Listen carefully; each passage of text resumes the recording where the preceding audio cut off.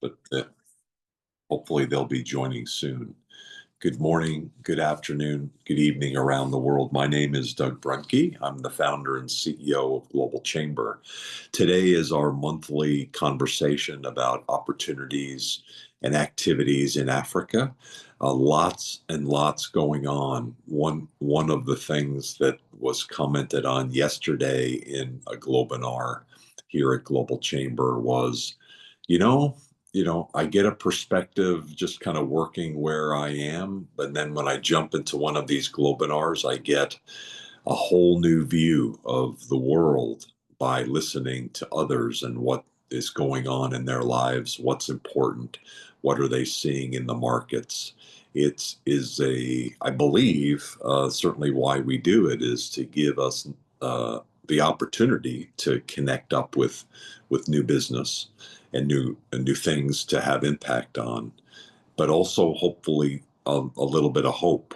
It's hopeful overall, I believe, about what's going on in the world. There's lots of things going wrong, but there's more things going right. And so we try to take a realistic view of that. And here at Global Chamber, we focus in on typically opportunities and making connections. We looks like have a smaller group today, and so I apologize. I haven't done apparently a very good job of inviting folks to this room, and Sophie and I will be working on that going forward in terms of making sure we have a good group and a good group of speakers. You all are amazing, and I appreciate you taking the time to come here. And if we can go around the room, if you'd like to share anything, we can finish early if we need to. If you don't mind, I'd like to start with Jermil, if you can, Jermil, because you spoke yesterday about logistics. I noticed that I have a page full of notes from that, and I will post something on LinkedIn here after this session today.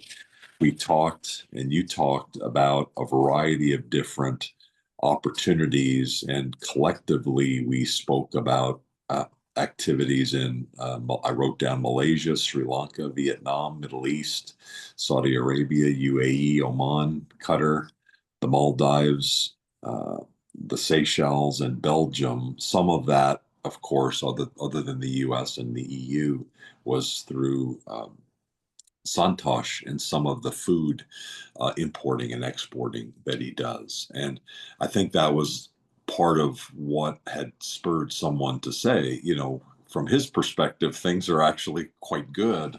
And in fact, volumes are quite a bit up. Post-Diwali, normally volume goes up in exports. And so they're expecting quite an increase going forward. The crops were good in India this year. And so there's a lot of optimism about the future there. Jermil, do you have a moment just to say hi and give a quick update on any work that you're doing that might be related to Africa? Right now, I'm actually waiting for someone to send me an arrival notice for a shipment coming from Africa. So I'm waiting on that. It should be arriving soon. I think they're waiting for their client to pay the charges. But I haven't had any issues with any shipments. The only thing I noticed with a lot of shipments that come from Africa, a lot of compliance issues that not doing the research in advance, running into issues where you're missing paperwork, misclassifications. Those are things that delay shipments. That's the only thing I've seen so far. I've had to work with them on revising invoices and making sure their packing list and invoices match up with the piece count. We don't want to leave any room for discrepancies for customs to point out later, because then they might be like, oh, let's examine it. Since there's these issues, there might be other issues. So just making sure your paperwork's in order really helps to save you a lot of trouble, actually. You're based in the US and in fact in the Atlanta area. What types of things are you bringing in from Africa? I've done dried hibiscus flower, coconut chips. There's some other things. I can't remember it off the top of my head, but there are a couple of other things. Got it. Hibiscus, I'm disturbed because my normal water drink hasn't had hibiscus flavor for about 3 weeks, and so I don't. Yeah. I when that usually happens, I talk to Shalom Bako and see if there's some sort of a problem. The last time this happened a few months ago, he said, "Oh no, it's everything is okay." And some of the other hibiscus products seem to be okay. You don't see any sort of shortage, do you? No, I haven't had any issues with anyone that's imported it, so nothing that I know about. Okay, well, that's good. Does anybody have any questions from Jermil? She's a customs broker based in the US and does a lot of shipments of just a whole variety of different products. What are some of the examples so that people can walk away with some understanding of that? Yeah, so I deal with live animals. I have clients that import live coral, vehicles, wine, different types of food products. What else do I have? Looks like I'm working on like masks and different types of paint and stuff like that coming in. It really varies. It's so many different products actually. Sounds good. Thanks for the update. Thanks for the conversation yesterday in the logistics call. We don't have, but we do plan to have a logistics speaker in November, and in December we have a special one. Butch from John Connor, John S. Connor, Butch Connor, the president of John S. Connor. The company was formed in 1917. A little bit unusual for a U.S. company to be that old. And they've been doing logistics for a very long time. And so he's going to be giving an end of year update on what's going on and what can we expect at the beginning of the year. Mhm. It's Tuesday. For some reason, I think it's Wednesday. And so, Rashid, it looks like that might be you with Turnkey. So I'm glad we didn't over schedule with your weekly call. Do you have a moment to talk a little bit about the activities that you've got going between Turkey and Africa? Sure. Thank you for the opportunity, Doug. I think the last call that I was in, there were quite a number of people that were interested in Africa, and of course, you've got Ruby Golo as part of your regular membership within the Turnkey Group. Rashid Kuskaya is based in Ankara, right? Istanbul, no. You're in Istanbul. I'm sorry. You're in Istanbul, and he knows everybody in Turkey. So in Ankara as well. And one of the great things about Rashid is that he's just so helpful at a granular level for people that might be like, the Greek baklava, or actually Turkey baklava too, right? You guys have baklava there too, right? Yes, we even have a baklava machine manufacturer within Turnkey network. There you go. Exactly. I saw the picture of it Uh, on the WhatsApp or one of the groups. So, and we have a running joke about because my wife is a Greek American and Greek yeah. baklava versus Turkey baklava, both are good. There's not one better, It although is both cultures are intermixed. I think Ottoman Empire was stretching from all the way from Yemen to Vienna. So in the north, Crimea, in the south, down to Morocco. So it's there is a lot of Greek influence and Arabic influence in modern Turkey today. So we have a lot of Arabic foods, also Arabic words. They have Turkish vocabularies in Balkans quite a lot. So it is normal.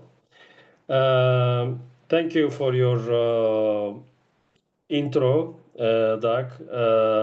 My name is Rashid Kushkaya. I am founder of Turnkey B2B. We call it Business Club. Also, I am global advisor for Global Chamber for Turkey. Whatever you need from Turkey, just give me a shout. I will help you to sort it out.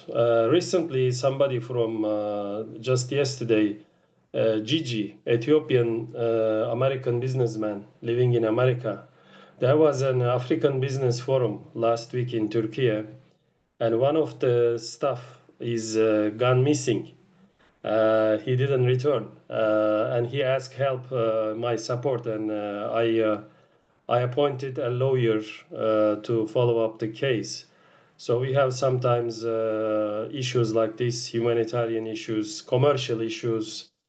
Sometimes they need a contractor. So I made MBA in Toronto and worked 20 years as a professional, export, import, foreign trade, business development, international marketing manager in corporations. We have pretty similar background, Doug.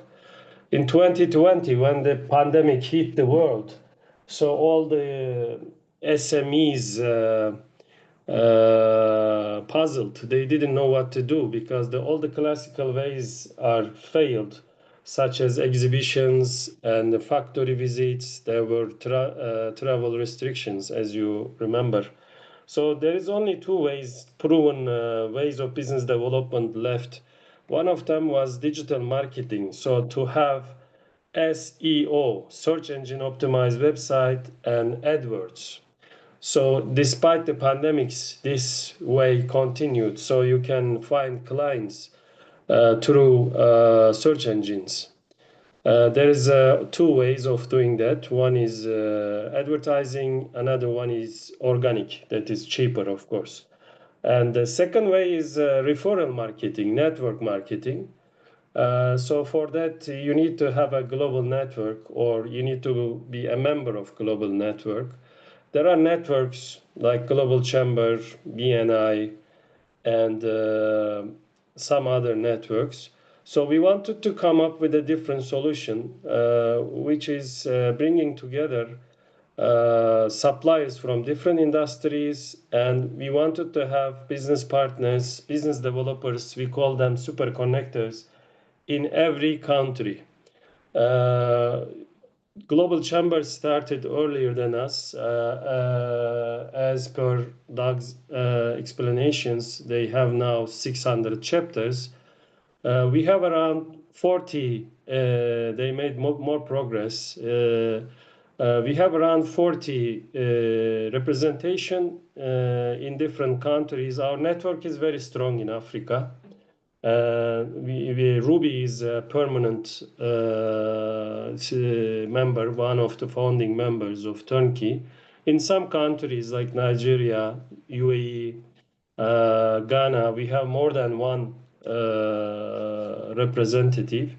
So when I met African millionaires, every country has 10% of the population is millionaire, and there is no middle class in Africa. There is extremely poor or extremely rich people, and these people, business owners, rich people, they needed contractors for turnkey solutions. This could be sometimes a villa compound, sometimes boutique hotel, sometimes industrial facility, sometimes brick making line, sometimes a dairy factory, sometimes chicken farm. So they come up with all these demands. Once they rely on you, they don't trust their fellow black people, but they want to work with Europeans, white-skinned people. They trust more. I don't want to be racist, but this is the prejudgment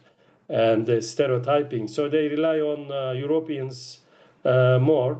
So they requested, after doing some small business, they requested a lot of finished products, semi-products, machinery.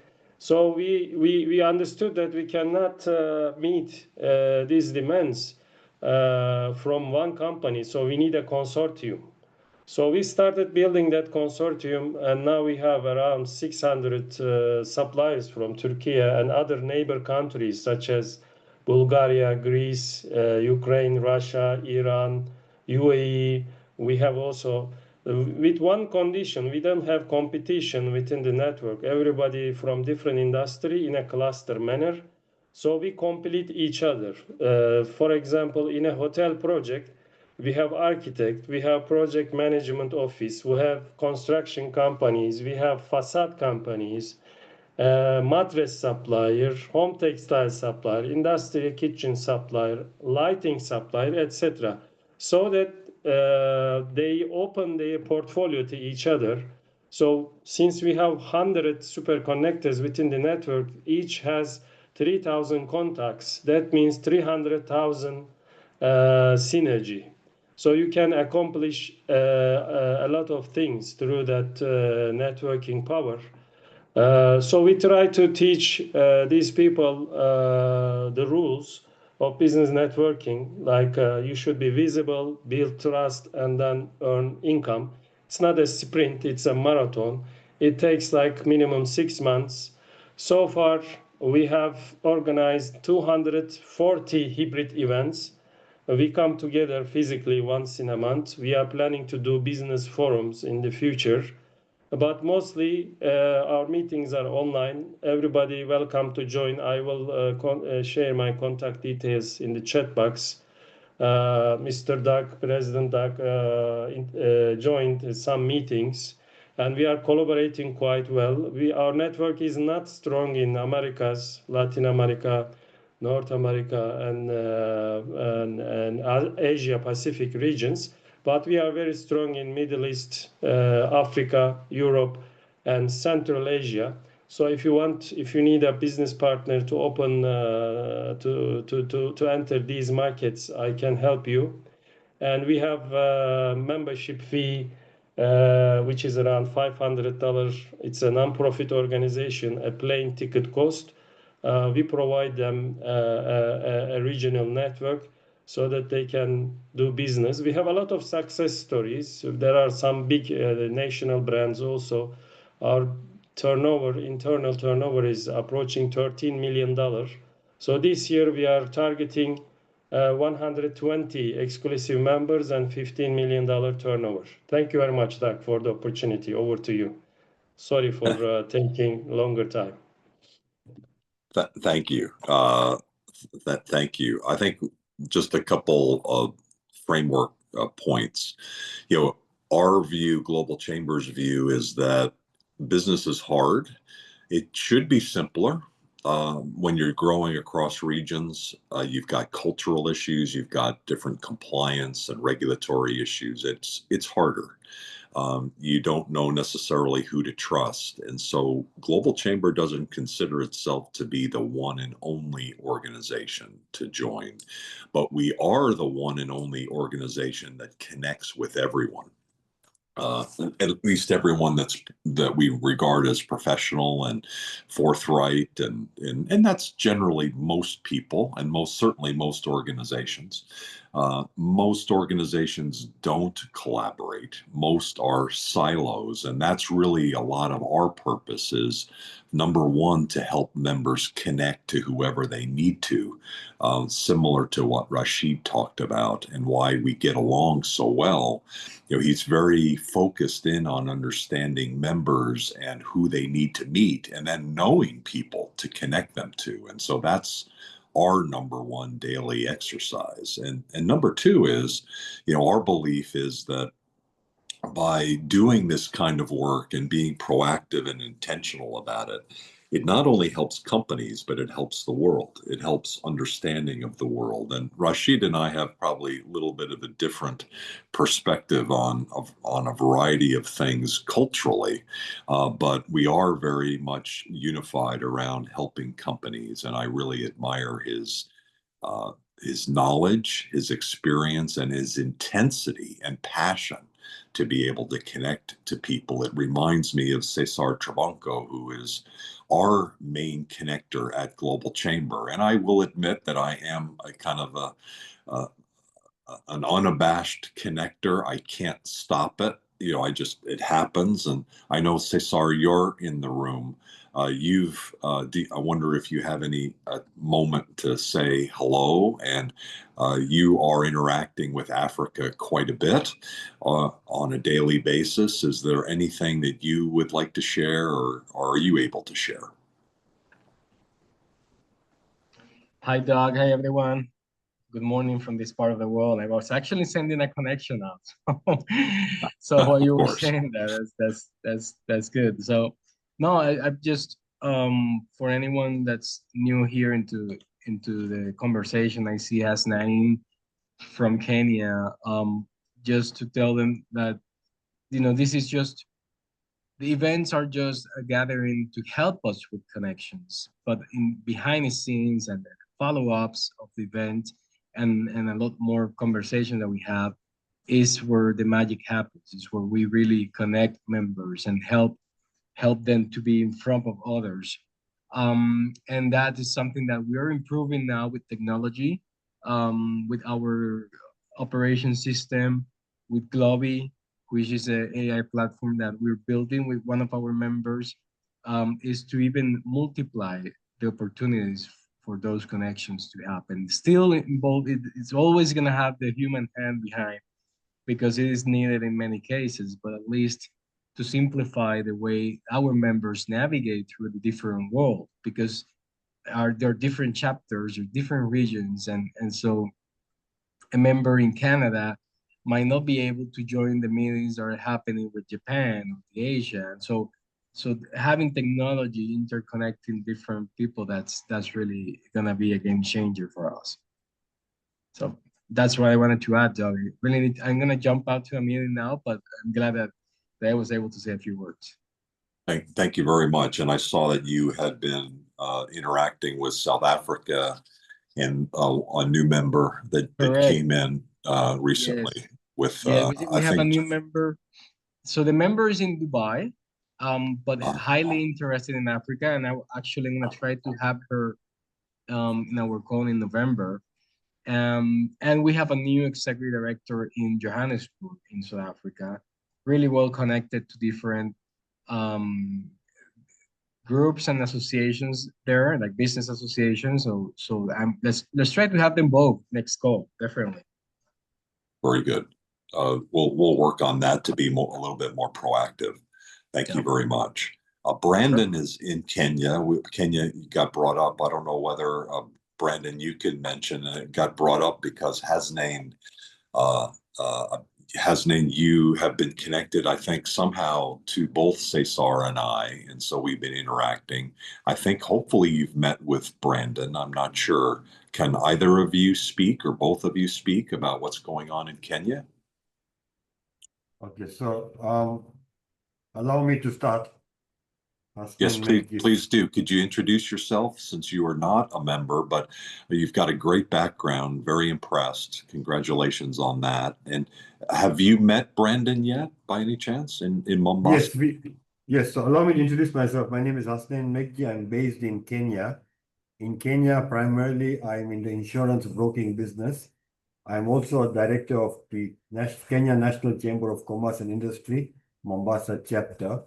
Great. And I have another business out of UAE, based in Kenya, where we do corporate setup, company formation, and residency visas for anybody from the East African region who would like to expand their business into the UAE. And yes, I did meet Brandon 2 weeks ago. And after that, Cesar and myself I communicated with you. So we have had the initial discussion on how, as a company, we can join the global chapter, the chamber, and also as the Kenya National Chamber of Commerce, how we can work together with the global chamber to promote and to collaborate for events in Kenya. Thank you very much. We've been really mainly leading our Kenya activities out of Nairobi and Cliff and Mboya. And so there's a number of things that are going on there, including our very strong relationship with Thunderbird School of Global Management. Their Africa headquarters is in Nairobi. And so that relationship has helped us in Kenya and across the region. Thunderbird has a very strong relationship with the president of Kenya. And I believe he has dedicated, if I'm not mistaken, $25 million investment in Thunderbird, but I could be wrong. There's certainly some interaction between the president and Thunderbird. where our headquarters is. Thank you very much. Could you just give maybe just a brief review of how you see the economy there relative to how it's been in other times? You know, what's going on in terms of trade, in terms of business overall, inflation rate, business sentiment. We actually had the ambassador of Kenya speak at a Global Chamber Southern California meeting about a month ago. It was early September. And so we got a kind of an interesting perspective of, he compared Kenya with California because they have very similar populations, and there's a coastline, and there's some mountain region, and there's certainly interest in technology in both the state of California and Kenya. The gross product of California is significantly higher, but I don't know exactly what that is in comparison. Nonetheless, there's some interesting comparisons, and California has made it a point to be connected to Kenya. Do you have any comments, I wonder, about what's going on there that might be useful for the audience? Kenya is a beautiful country. Yes, as you said, it's got the coastline, it's got the natural safari, the wildlife. It's a tourist hub for East Africa. Tourism is obviously up and down, is seasonal. But you see, for every African countries, every 5 years we have the election, the national election, government elections that come in. So the economy tends to go wave up and down. But currently, if you look at the situation, the exports are at an all-time high. Importation is very steady. Infrastructure development by the national government is at an all-time high in terms of road network that they are building. The port, the Mombasa port, which is the gateway to East Africa, is already been expanded for the last 4 years with 3 new ports, if I'm not mistaken. Currently, the country is now developing a special economic zone program, whereby there'll be 21 special economic zones all over the country. So that is like the free zones of Dubai. So that those are tax exempted. The electricity rates are at a lower tariff there. A lot of companies from Asia, from Europe are looking at establishing industries and manufacturing hubs in Kenya through this SEZ program. But overall, the economy is quite stable, is quite steady. But as the other members here who work with African countries will confirm that African countries are the economy is very politically connected. So when there is a political unrest or situation, then the sort of short-term loss is there, but overall it's doing well. As you said, that the ambassador said that Kenya compared to California, Kenya is a technology hub for the region of East Africa. It is a logistics hub for East Africa, and also in terms of the United Nations are moving their headquarters, or they are moving their offices from the States to Nairobi in the next 1 or 2 years. That's what I'm told. So there is a real estate boom right now in Nairobi as well. So overall, it's a good place to do business, and it's a safe place to do business. Thank you. Thank you. And that's actually a perfect segue, because tomorrow at this same time, we have our weekly global real estate conversation led by James Huang and Ellen Su. And tomorrow is dedicated to Kenya. Maybe not the whole hour, but we do have a keynote speaker who's on our advisory board for Global Chamber Kenya. She'll be talking about primarily the real estate market. We have touched on this in previous of our global weekly calls, and we'll be doing more of a deep dive. We also have, besides that member in Nairobi, we have a member who, I think she's from Nairobi, although she may be from some other part of Kenya. She certainly has a base in Nairobi.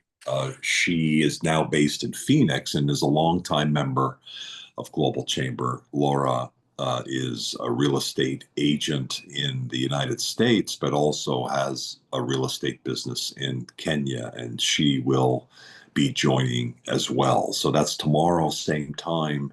If you're interested in the real estate market, particularly focused in on Kenya, and there will be some other, but it will be mainly there, please join in. I would like to open it up the floor to anyone who has some things to talk about and share about Africa, maybe some things that you are seeing or things that you have questions about, questions for any of the speakers so far. I see Diana, who you've been involved, I know, with Global Chamber Accra and Ruby, and would love to learn more about what you're doing and how things are. Charles, you've been kind of, I think, loosely involved with Global Chamber for quite a while. I think you may be based in Phoenix. Feel free to unmute yourself and let us know more. Sadia has like Jermil, a tremendous logistics background based in the New York area. And Sadia, there are actually two big events coming up in New York. The one with Ayman Alawadi, who will be speaking about UAE primarily, but GCC overall. That's on the October 28th. It is an in-person only event in Manhattan. Sorry, but we'll be talking about the primarily opportunities in the UAE. And Ayman was a speaker for us in Vancouver a couple weeks ago, and did a great job. I got to meet him in person and talked about some of the things that are going on in the UAE, which we all know are fantastic, and same with Saudi Arabia. So he spends most of his time between those two countries. Does anyone have anything to ask or share? Feel free to unmute yourself, and if not, we'll Hi, thank have a you, plan Doug. B. Hi, I'm Sadia. sorry. Hi, I'm Sadia Mohammed with Ocean Air Logistics. I'm a licensed customs broker with 31 years experience in the industry. Having been to several countries in West Africa, the Middle East, Turkey 3 times, Turkey 3 times. I am very knowledgeable with all the products that are imported from and exported from those countries into the United States. So we specialize in food, pharmaceuticals, cosmetics, and medical devices. And I have seen business has increased even with the tariffs regarding food, pharmaceuticals, and medical devices. So it's good. The business is doing great. People are still shipping cargo, and it's good for both economies of the countries around the world. Do you know Monica Vara? Do you work with her already in terms of working with your clients on the insurance side? Do you know No, I work with 2 other companies. Okay. I don't know if you've heard of them, Roanoke and Avalon Trading. Okay. They're very big with customs bonds and insurance bonds for cargo. Okay. So as a matter of fact, I've been with them since I started my business. Oh, really? Okay. So How I have long a is your? long relationship with them. Excuse me. Got it. Okay. Very, very good. Just curious. Have you met Monica in New York? No, I have not. Are you close enough in proximity where you can go to events in Manhattan, or is it a bit difficult? No, I'm actually right across the street at JFK Airport. Oh, okay. Very Yeah, good. I'm on Rockaway Boulevard. You pretty much know the area, I think. Yep, I do. That's where my grandfather's machine shop was nearby. Yes, so very easy access to the city on the LIRR. Okay. And I look forward to attending these events. Fantastic. That's great. So it's a short jaunt down the Belt Parkway back down into the city. So Oh, it's a 25 minutes ride on the LIRR from Long Island. okay, very nice. There was I spoke with Butch Connor yesterday and about his presentation in December, and apparently John S. Connor purchased a logistics company near JFK called MAC something, MAC something. Does that Mac International, I believe it is. I think that's what it is. So now they're branded Mac International, part of John S. Connor or something like that. So. Well, what happened was that because the Section 321s are now formal entries, Mac was a company that handled mostly courier shipments. So they can no longer do that. An entry has to be filed. So it made sense to sell the business to a customs broker. Got it. Yeah. Okay. Very good. Well, if you're ever interested in John S. Connor or being connected there, let us know. They're a long time member. I certainly will. Thank you. And as with regard to the African business, there is a need for a lot of education with the importing, exporting community. I have seen people encounter a lot of problems because they're not aware of many of the rules and regulations for importing cargo into the United States. So there is a need for that. I've been working with many West African countries, having been to Ghana, Togo, Cote d'Ivoire, Burkina Faso, Senegal, the Gambia. Been working with a lot of the consulates on educating the population on how to pack the cargo, how to do the invoice, how to do FDA product labeling, compliance with FDA. So there's a need for that. And not just the African community, it's within many communities where many smaller companies are shipping cargo. They're involved in the import-export business and they're not aware of a lot of the regulations. Very good. Thank you for sharing. You're welcome. Thank you. Does anybody have any questions for Sadia or anybody else? Brandon, would you like to share? I see you're unmuted. Good morning, good afternoon, good evening, everyone. How are you? I'm fine, thank you so much for having me, Doug. I You're would also want welcome. to say welcome to us, Naeem. It's a pleasure to meet you here again. Any observations you'd like to share? Yes, I just wanted to point out a few updates. We are moving steadily, Mombasa chapter building. I foresee a continued focus on value addition, especially in the agricultural sector, like as Naina had mentioned earlier. Just to touch on what Sadia just mentioned on the need to focus also more on knowledge transfer on the areas of export and imports. Because as in Kenya, as we focus more on value addition, which means we'll open up opportunities for small traders to also export. And I see that there's also a gap in knowledge around that area. So yeah, I second what Sadia mentioned. I think that would be a nice area to also focus on, especially in Africa, not just in Kenya, but especially for the small traders who are also looking to venture into this space. That sounds good. Thank you very much for sharing.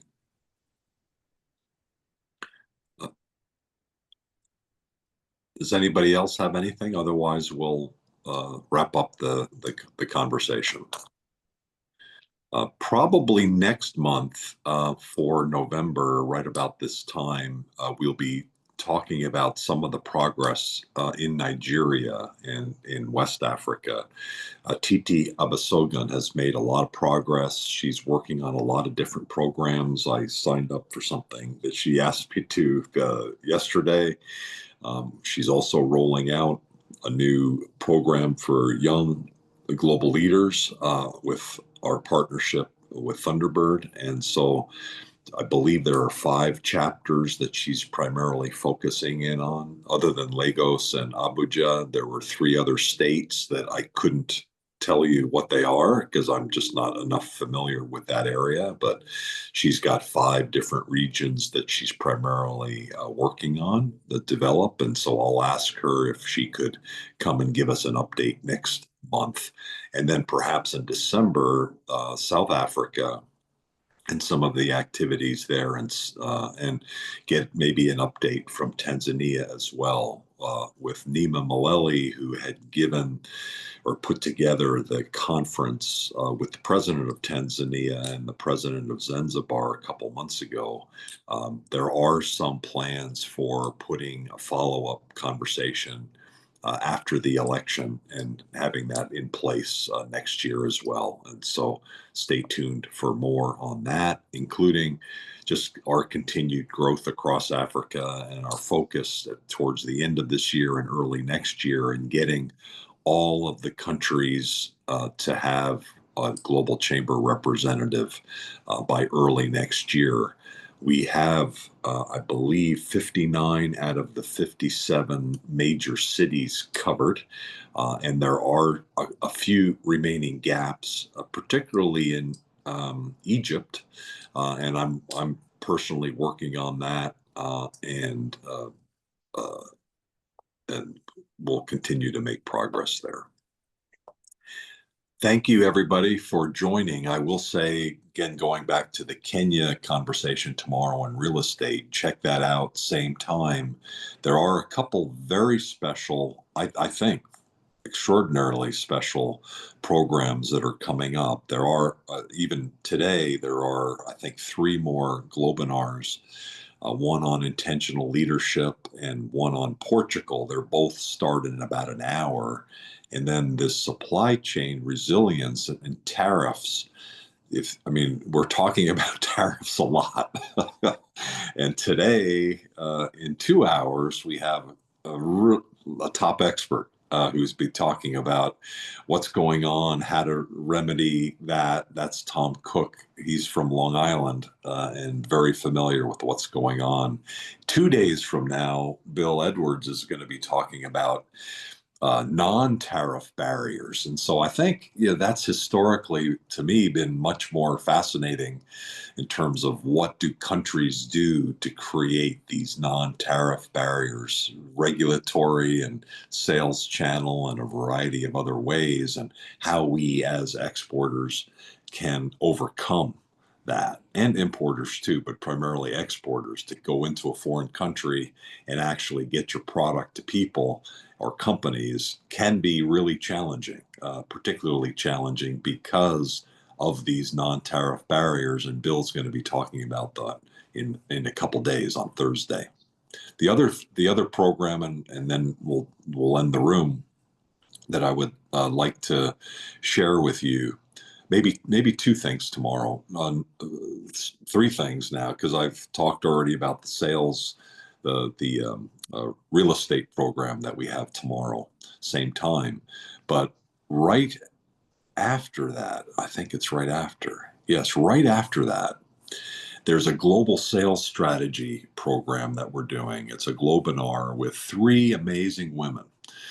Zainab Al-Karo, who's our executive director for London, Karina Getz, who is a Middle East expert, and you probably follow her on LinkedIn. She's got an extraordinary following, and she also has some great information about doing business in the Middle East. And Carla Watt, who is an expert on sales. And so the combination of these 3 dynamic and powerful women, I think, is going to be really fascinating. That's tomorrow, 1 hour after the real estate, or actually right after the real estate. And then the other thing I wanted to mention, or what was the third one there? Oh, this one. This one is at later in the day. So for those of you in Africa, it might be tricky, but it's about scaling systems, about putting systems in your company together to be able to grow more readily. And so we've got an AI expert, and we've got someone who's familiar with the EOS operating system, entrepreneur operating system. And so I think it's going to be a really good conversation with Stephanie Austin of Dallas Fort Worth. So thank you all for taking the time today. Have a great rest of your Tuesday, and see if you can check out one of these other events and enjoy. Take care. Thanks, Sophie.